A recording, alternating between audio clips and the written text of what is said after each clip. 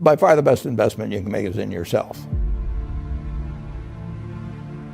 If you invest in yourself, nobody can take it away from you.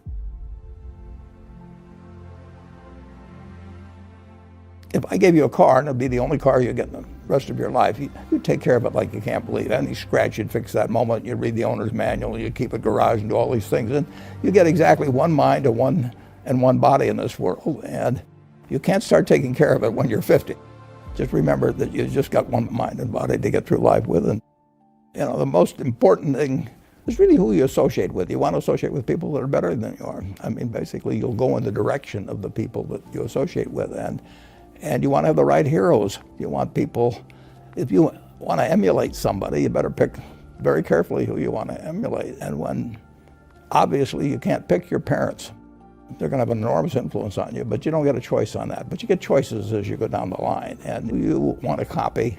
And the most important for most people in terms of that decision is their spouse. It's also important in terms of a partner in business, but the partner in life is the most important one. You want to pick a spouse that's better than you are. Biggest mistakes people make when investing? They just don't realize that all you have to do is just buy a cross-section of America and then never listen to people like me or read the papers or do anything subsequently. They think that because you can trade, you should trade.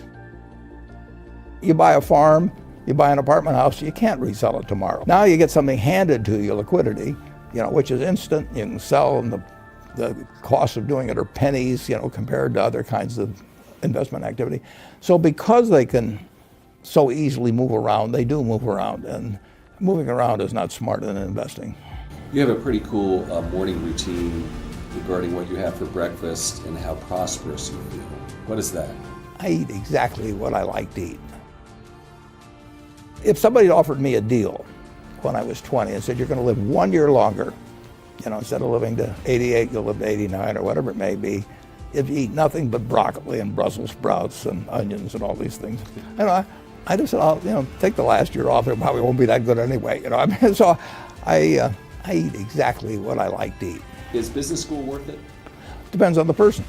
And much more than it depends on the school. Some people are going to get a lot out of advanced education, and some people are going to get very little. And I don't even think it's important that every person go to college at all. We have all kinds of jobs at 70 or so thousand a year, 80,000 a year, that college training is not of use. And I actually was not keen on going to college myself. Yeah, my dad kind of jollied me into it. He could get me to do anything, but I knew I could have a good time. I liked investing, and I could read the books. It's a big commitment to take 4 years, and the cost involved, and maybe the loans involved, and everything. And I think depending on what your interests are in life, I don't think it's for everybody. I think it's for a lot of people, but there ought to be a reason you're going.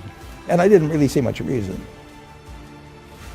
If you get to be 65 or 70 and later, and the people that you want to have love you actually do love you, you're a success. I've never seen anybody that reaches that age. I mean, I'm not talking about somebody that's in extreme poverty or pain or something, but I've never seen anybody that, if they have a lot of people that love them, that is other than happy. And I've seen some very, very wealthy people that they give testimonial dinners to and name schools after and everything.